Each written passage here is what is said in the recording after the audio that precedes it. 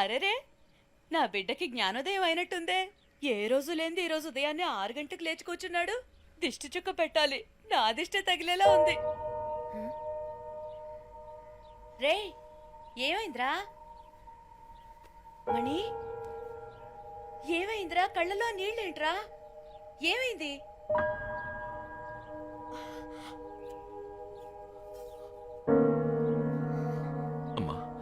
వీళ్ళ గురించి తెలుసుకోవాలని ఆతృతతో అడగడం లేదు. నేను నీ బిడ్డని కానా అన్న ఆవేదనతో అడుగుతున్నాను. మనం ఎలా కలిసామమ్మా?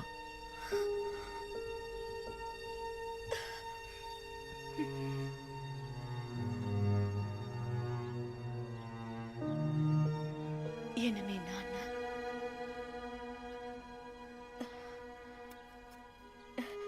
నువ్వు పెరిగి పెద్దయ్యాక నీ ముఖం చూస్తే అప్పుడు నాకు అర్థమైంది. నిన్ను నా చేతుల్లో పెట్టి నా జీవితాన్ని మార్చేసిన వారు మీ నాన్న. మనం ఎవరని అడిగావు కదా, చెప్తాను. ఊర్లోనే చాలా పెద్ద కుటుంబం మనది. నాన్న, అన్న, వదినలతో ఎంతో ప్రేమగా ఉండే కుటుంబం. ఆ ఇంటి గారాల పట్టిన నేను.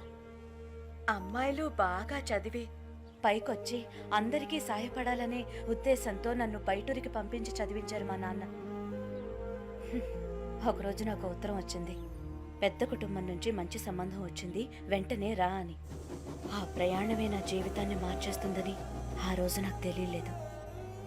సరిగ్గా అప్పుడే శరీరం అంతా గాయాలతో నీతో పాటు మీ నాన్నను చూశాను.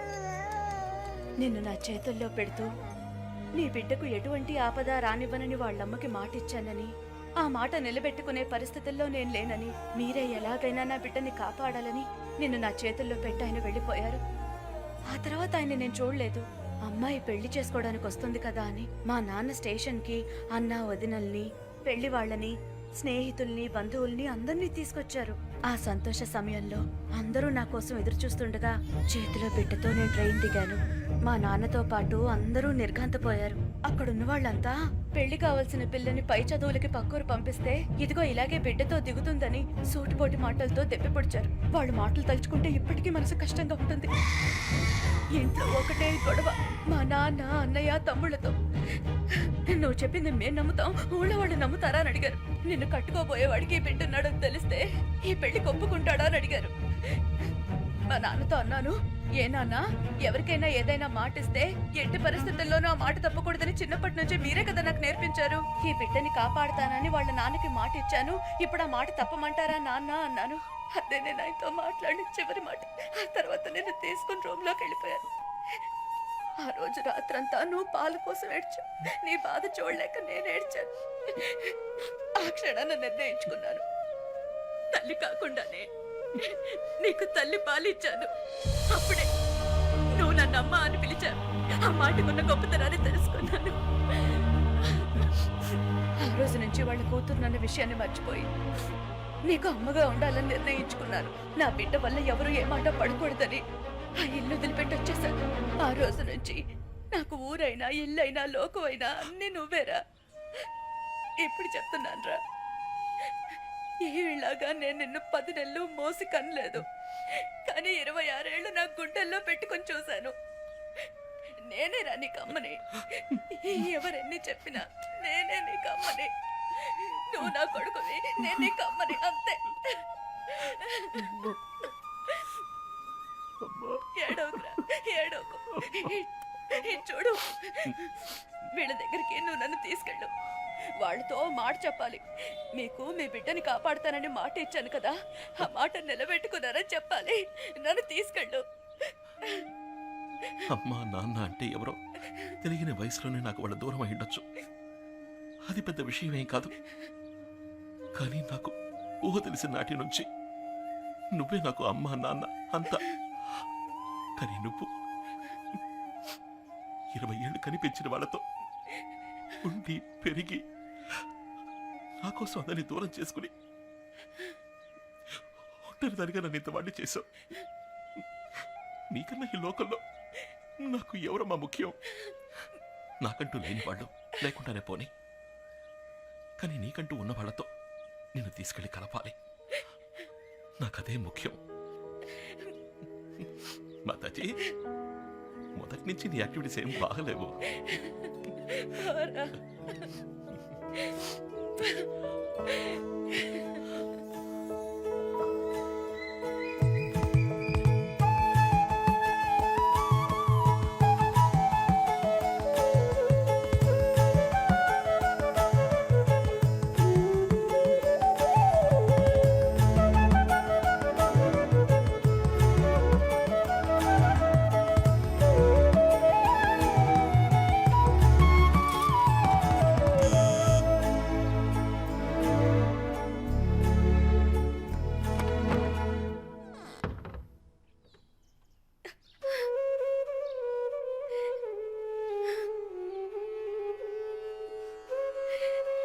వదినా,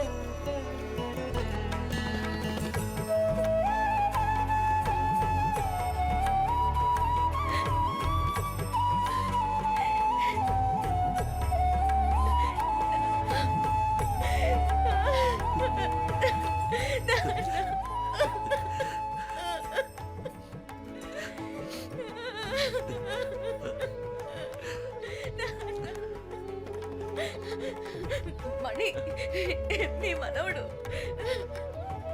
రే రారా ఇలా. ఒకే రోజులో మీ అమ్మని తీసుకెళ్ళిపోయావు. మళ్ళీ తనని తిరిగి తీసుకురావడానికి నీకెన్ని సంవత్సరాలు పట్టింది కదూ? రే ఏంట్రా అలా చూస్తూ ఉండిపోయావు? రారా. నాన్నగారే మాట్లాడుతున్నా నీకేంటి?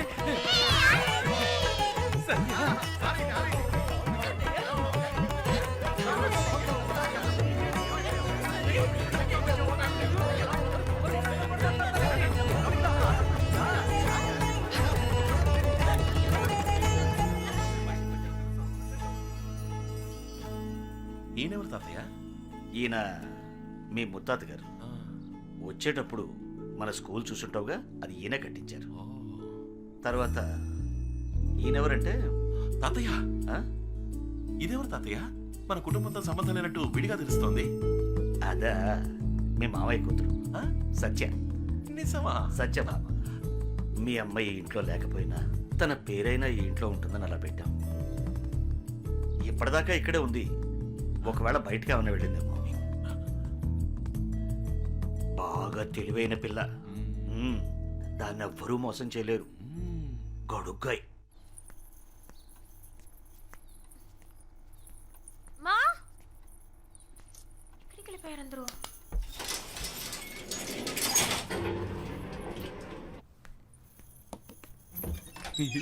హాయ్.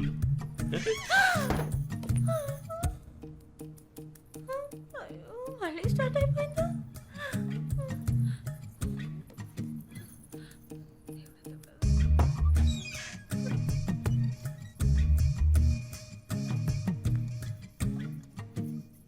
తను చెప్పినట్టే జరుగుతుంది. ఇన్నాళ్ళు బాగానే ఉన్నానుగా.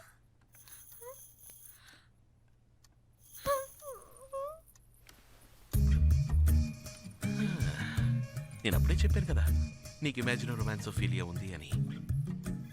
ఏమండి, అసలే నా కొంట్లో బాలేదు, మధ్యలో మీరేంటి? ఓ మై గాడ్, నా గొంతు నీకు వినిపించిందా? ఇలా చూడు సత్య, ముందు నేను లేని చోటంతా నీకు కనిపించాను అంటే నువ్వు నన్ను మనస్ఫూర్తిగా ప్రేమించడం మొదలుపెట్టావు. That's symptom number 1. ఇప్పుడు నా మాటలు నీకు వినిపిస్తున్నాయి. That's symptom number 2. అప్పుడు దీని అర్థం ఏంటర్థం? లవ్ ముదిరిపోయిందని అర్థం. చి, చి, చి, చి, చి. నేను నమ్మను. ఏ నాకు లవ్వా? అది మీ మీద.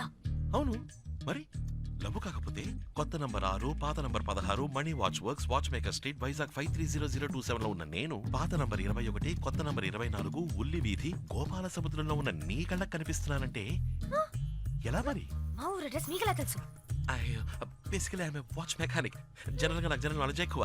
అది వదిలేసి నీ కళ్ళకి మాత్రం ఎలా కనిపిస్తున్నాను? ఎలా కనిపిస్తున్నారు? లవ్.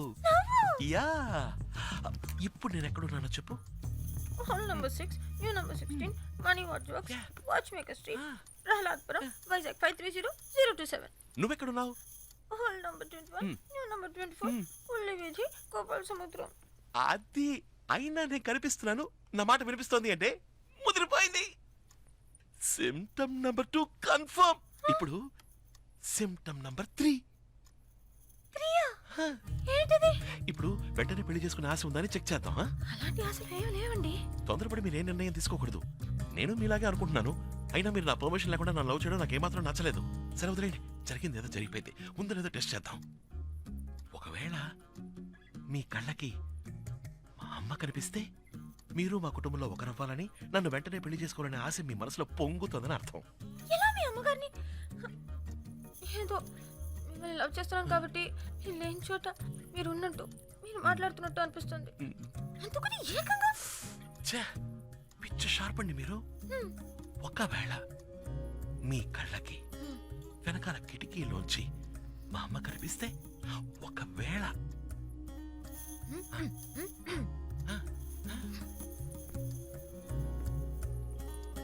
ఇదిగో సత్యాకి ఏమి ఇష్టమో కనుక్కుని అదే వండి పెట్టాలి. ఆ? ఏంటి కనిపిస్తున్నారు. నిజంగానా?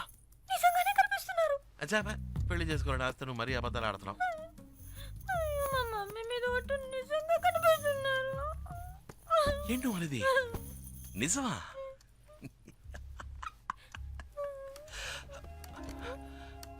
దిగులు పడకో. చివరిగా సిమ్టమ్ నంబర్ 4 టెస్ట్. ఇంకో టెస్టా? ఇది చాలా అందమైన టెస్ట్. ఏంటో చెప్పండి. పెళ్ళైన వెంటనే నీకు పిల్లల్ని కనాలనే ఆశ ఉందో లేదో తెలుసుకునే టెస్ట్. అదెలా? నేను ఎక్కడున్నాను? Hall number 6, new number 16, money watch works, watch maker street, Prahladpuram, Vizag 530027. నువ్వెక్కడున్నావు? న్యూ నంబర్ 21, హాల్ నంబర్ 24, ఉల్లి వీధి, గోపాల సముద్రం. అక్కడున్న నేను ఇక్కడున్న నిన్ను తాకడం కుదురుతుందా? కుదరదు. తాకినట్టు కనుక అనిపిస్తే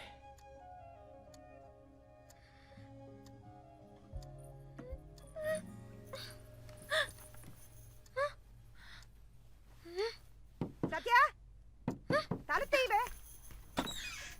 ఏంటమ్మా? లోపల ఏం చేస్తున్నావే? కిందకి రా. వాళ్ళు నేను తర్వాత వస్తాను. నాకు ఒంట్లో బాగాలేదు. డాక్టర్ని రమ్మంటే ఏమైంది? నీకేం కాలేదు, ముందు కిందకి రా. ఇదో వ్యాధి. Image romance failure. Symptom 1, 2 marriage babies. ఏంటి ఈ తిక్క వాకుడు? అంటూ వ్యాధి ఏంటి? పక్క వాళ్ళకి పాకుతుందా? అదే పాకదు. ఎందుకైనా మంచిది కొంచెం దూరంగా ఉండు. ఆ? నీకు సోకితే నేను కాసేపు రెస్ట్ తీసుకుని తర్వాత వస్తాను. ఆగవే, ఎవరొచ్చారో తెలుసా? మీ మేనత్త. రావుదినా? అయ్యో ఏవిడా, అంబులెన్స్ పిలిచేమ్మా. ఏమైంది నీకు? వదినా, ఈ పిల్ల నీ మేనకోడలు సత్య. నీకు కనిపిస్తున్నారా? వ్యాధి నీకు సోకిందా? ఇద్దరం కలిసే డాక్టర్ దగ్గరికి వెళ్తాం పదా. నోరు వెయ్యవే. ఇన్నేళ్ల తర్వాత వచ్చిందేని సంతోషపడకుండా పిచ్చి పట్టిందల్లాగా వాగుతున్నావు. వదినా, నా మేనకోడలు ఇదివరకే మా ఇంటికి వచ్చింది. నిజమా? ఆ, కానీ పని మీద వచ్చింది. అయ్యో, నా మేనకోడలకు కనీసం కంపు కాఫీ కూడా ఇవ్వకుండా పంపించానే. ఏంటి అలా చూస్తున్నావు? మణికి నువ్వు ఇక్కడున్న సంగతి తెలిస్తే ఎంత సంతోషపడతాడో తెలుసా? మణి, మణి, రే మణి, మణి, ఇలా రారా. రా. Sure. Yes, Mataji. How can I help you? ఇటు చూడు ఎవరున్నారు. ఎవరు? మన ఇంటికి వచ్చిందే. ఎప్పుడు? రే, నా చీర కూడా ఇచ్చాను కదరా. అయ్యో, మా షాప్కి ఎంతో మంది కస్టమర్స్ రావడం వల్ల మొహం గుర్తుండకపోవచ్చు. సారీ, మీ మొహం గుర్తుపట్టేందుకు తప్పు అనుకోకండి. అదేరా చందన స్టోర్ లో నా కాబోయే కోడల కోసం పింక్ కలర్ చీర కొన్నాను, అది ఇచ్చాను కదా. హెచ్ఎంటి మోడల్ S76 తాతగారి ఫేవరెట్ వాచ్. బేసికల్ వాచ్ మెకానిక్ అయినందువల్ల నాకు కస్టమర్ల మొహాలు గుర్తుండవు, వాచ్ మోడల్సే గుర్తుంటాయి. అందులో కూడా నేను డేట్ సెట్ చేసి ఇచ్చేనే. ఆ వాచ్ కరెక్ట్గా వర్క్ అవుతుందా? By the way I money. నీ బావా తాతయ్య ఇదిగో వస్తున్నా. తాతగారు ఇంకా ఫోటో చూపిస్తారట, నేను ఎద్దకెళ్ళి వస్తాను. లోపల నా బాక్స్ ని షెల్ఫ్ మీద పెట్టాలి, కాస్త హెల్ప్ చేస్తారా? అది గర్ల్స్ రూమ్ లోకి బాయ్స్ ఇక్కడ గెస్ట్లతో పని రేయ్, చేస్తా. పెట్టిరారా ఆ, వదినా, నేను నిజంగా అమ్మా. నమ్మలేకపోతున్నాను. అమ్మ నాకు ఈరోజు థ్రోట్ సరిలేదమ్మా. అమ్మ ఇందాకేమన్నా సిమ్టమ్ 1 2 3 4 సిమ్టమ్ 5 ఏంటో తెలుసా బావా? నా స్కూల్లో నాకు ఇది నేర్పించలేదే. తెలియదా? ఆ వ్యాధి సోకిన పేషెంట్ కళ్ళలో ఒకడు కనిపిస్తున్నాడు కదా, వాడిని ఆ పేషెంట్ ఏం చేస్తుందో నేను చెప్పనా? గుడ్లు పీకి ముక్కు మీద గుద్ది చెవులు లాగి చేతులు విరిచి.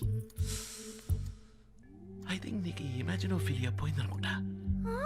Yeah we both are in the రొమాన్సోఫిలియా.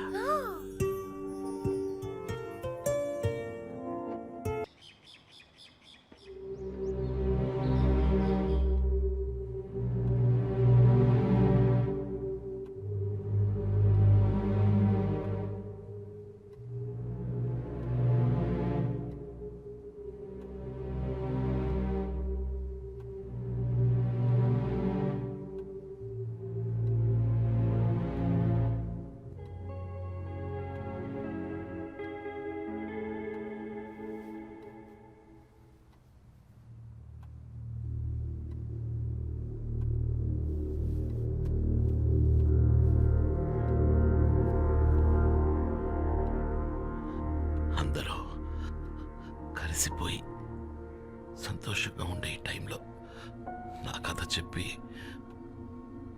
అనవసరంగా మిమ్మల్ని బాధ పెట్టాను. చచ్చా, అలాంటిదేం లేదు సార్. మీ మనసులో ఉన్న బాధని మాతో చెప్పుకున్నారు, అంతేగా. ఆత్రేయ అని మీ అన్నయ్య పేరు వినగానే మాకు తెలియకుండానే లోపలేదో భయం వేస్తోంది. మీ కథ విన్నా మాకే గుండె తరుక్కుపోతుంటే అది అనుభవించిన మీకు ఇంకెలా ఉంటుందో. డబ్బు కోసం సొంత తమ్ముడి భార్యని, ఈ ఆత్రేయ లాంటి వాళ్ళకి చావంత త్వరగా రాకూడదు సార్. వాడు అసలు చచ్చుండకూడదు. వాడు ప్రాణాలతో ఉండి ప్రతి క్షణం చిత్రవద అనుభవిస్తూ కురింగి కృషించి రఘు, క్షమించండి నాన్న. శివకుమార్, జరిగిపోయిన దాన్ని మనం ఎలాగో మార్చలేం కదా. కనీసం జరిగేదైనా మంచిగా జరగాలని ఆశిద్దాం. 26 ఏళ్లుగా మంచాన్న పడ్డ నేను ఉన్నట్టుండి ఒకరోజు ఎందుకు మేల్కొన్నానా అని నాలో ఉన్న ప్రశ్నకి సమాధానంగా నా బిడ్డ ఈరోజు నా ముందున్నాడు. నేను ఇన్నాళ్ళు ప్రాణాలతో ఉన్నది నిన్ను మళ్ళీ చూస్తానన్న నమ్మకంతోనే. అమ్మా, అసలు మీకు ఎలా కృతజ్ఞతలు చెప్పాలో తెలియట్లేదు. చివరిసారిగా నా బిడ్డని ఒక్కసారి చూడాలనిపించింది. అందుకే మిమ్మల్ని వెతుక్కుంటూ వచ్చాను.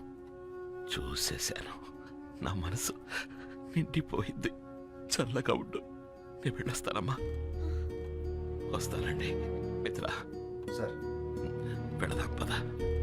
ఏంటిది శివకుమార్, వచ్చి రాగానే వెళ్ళిపోతానంటున్నావు? ఇన్నేళ్ల తర్వాత నా కూతురు వచ్చింది, నా మనవడు వచ్చాడు. బిడ్డ దూరం అయితే కలిగే వేదనేంటో, ఆ బాధ ఏంటో నాకు బాగా తెలుసు. అవునండి, మీ అబ్బాయి కూడా కొద్ది రోజులు మీతో గడపాలని ఆశ ఉండదా? అంతేకాదు శివకుమార్ గారు, మీరు కూడా ఈ కుటుంబ సభ్యుల్లో ఒకరని మర్చిపోకండి. మణి, నాన్నగారు లోపలికి తీసుకెళ్ళు. ఇది మీ ఇల్లు. రండి శివకుమార్ గారు. పదండి నాన్న.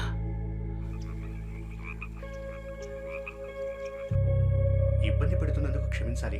అంత పెద్ద చెట్టు కూలిపోయి స్కూల్ బిల్డింగ్ పడిపోతుంది అనుకోలేదు. అందుకని దాన్ని వెంటనే కట్టించాలయ్యా. మీరు చెప్పేది కరెక్టే, నేను కాదండం లేదు. వరదాజులు గారు, ఇంతసేపు నాన్నగారు నేను దీని గురించే మాట్లాడుకుంటూ ఉన్నాం. హఠాత్తుగా ఇంత డబ్బు ఎక్కడి నుంచి తేగలం? రండి శివకుమార్ గారు, రండి. రండి. ఊర్లో చిన్న ప్రాబ్లం, దాని గురించే మాట్లాడుకుంటూ ఉన్నాం, అంతే. అంతా వింటూనే ఉన్నాను. స్కూల్ని మీరు ఆశపడ్డట్టు కట్టడానికి ఎంతవుతుంది? ఎంత లేదన్నా 1.5 కోటి అవుతుంది అనుకుంటా. దిగులు పడకండి, ఆ డబ్బు నేనిస్తాను. మీరు అనుకున్నట్టు పని మొదలు పెట్టండి. శివకుమార్, అంత డబ్బు మీరు ఇవ్వడం దేనికి? ఏంటండి, అది నా డబ్బు కాదు, మీ మనవడి డబ్బు. నిర్మోహమాటంగా తీసుకోండి. సరే, మీ ఇష్ట ప్రకారమే చేయండి. అయితే ఇంకేం పళ్ళు మొదలు ఇప్పుడు పెట్టేద్దాం. సంతోషమేగా? అంత డబ్బు మీరు ఇస్తానన్నందుకు చాలా సంతోషంగా ఉంది. ఊళ్ళో పిల్లలందరికీ ఎంతో హెల్ప్ఫుల్గా ఉంటుంది. చాలా థ్యాంక్స్ అంకుల్. సత్య, అంకుల్, ఆ బ్రీఫ్ కేసులోంచి చెక్ బుక్ తీయమ్మా.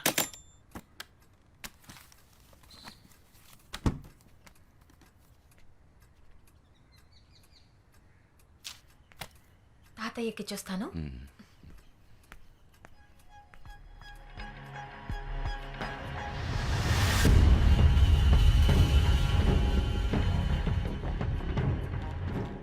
ఆ చెక్ ఇవ్వు. డేట్ తప్పుగా రాశాననుకుంటా.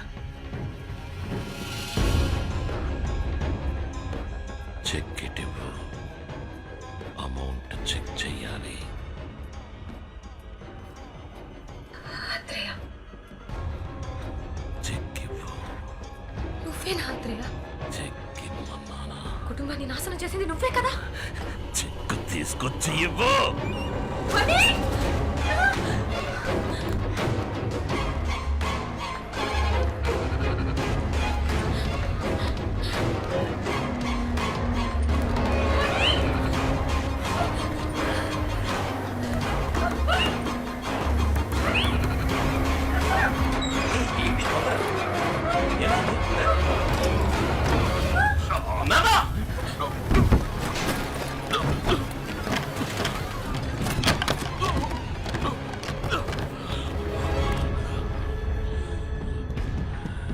నానా, నానా, నానా, ఇంకేం కాదు నానా, ఏం కాదు నానా, ఏం కాదు, ఏమైపోతుంది? ఒక్క నిమిషం.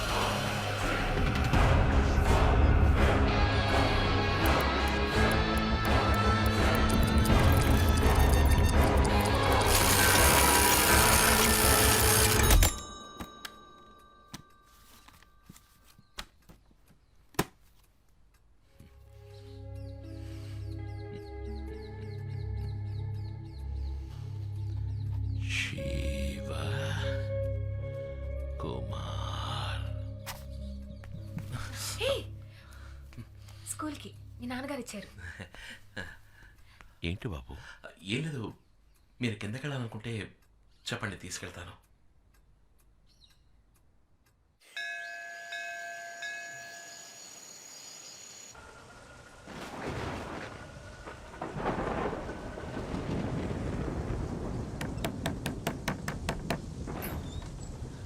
అంకుల్, ఏంటి ఏమైనా కావాలా? మణి రూమ్ అక్కడ ఉంది. నేను నిన్ను చూడ్డానికే వచ్చానమ్మా. చెప్పండి. మణి నిన్ను ఇష్టపడుతున్నాడన్న విషయం వాడి ప్రవర్తన ద్వారా తెలిసింది. నువ్వు వాడికి తోడుగా ఉంటే వాడి జీవితం బాగుంటుంది. అందుకే నీ ఇష్టం ఏంటో తెలుసుకుందామని వచ్చాను. నన్ను మీ ఇంట్లో పెద్దవాళ్ళతో మాట్లాడమంటావా? మాట్లాడండి. సంతోషం అమ్మా. సరే, నువ్వు వెళ్ళి పడుకో. Good night uncle. Good night.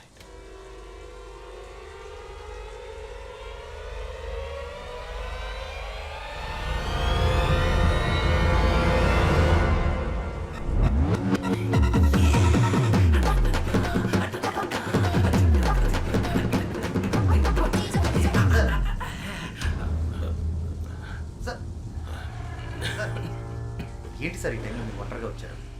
నన్ను పిలవచ్చు కదా. రండి సార్, రూమ్కి వెళ్దాం. అద్భుతంగా నటిస్తున్నారు కదా సార్. ఈ ఇంట్లో ఎవ్వరికీ అనుమానం వచ్చే ఛాన్సే లేదు. అందరినీ నమ్మించారు. అంతెందుకు, మిగతా వాళ్ళ నేను నమ్మేశాను. బాధపడుతున్నట్టు నటించవచ్చు, కానీ మనసులో అంత బాధ పెట్టుకొని సంతోషంగా ఉంటున్నట్టు ఎలా నటించగలుగుతున్నారు సార్? ఇంకా కొద్ది రోజులు మాత్రమే. మీరు ప్రాణాలతో ఉంటారన్న సంగతి అంత తేలిగ్గా ఎలా తీసుకోగలుగుతున్నారు సార్? ఇది మీ కొడుక్కి తెలియాలి సార్. తను మీ బిడ్డ, పైగా బాగా తెలివైన వాచ్ మెకానిక్. మీరు ఒక్క మాట చెప్తే చాలు మీకోసం చేస్తాడు. చూడలేకపోయినా అమ్మని చూడాలని తపనతో చేస్తాడు. ఎలాగైనా సరే ఆ వాచ్ 26 సంవత్సరాలు వెనక్కి వెళ్ళేలా చేస్తాడు. మీ పరిస్థితిని మీరు చెప్పనంటున్నారు, నన్ను చెప్పనివ్వట్లేదు. పైగా రేపే ఇక్కడి నుంచి వెళ్ళిపోవాలని చెప్తున్నారు. సారీ సార్, ఇన్నేళ్ళుగా మీతో ఉండి మీకు ఏ సాయం చేయలేకపోతున్నా అన్న ఆవేదనతో ఇలా మాట్లాడుతున్నాను. తప్పైతే క్షమించండి. గుడ్ నైట్ మిత్ర. సరే సార్.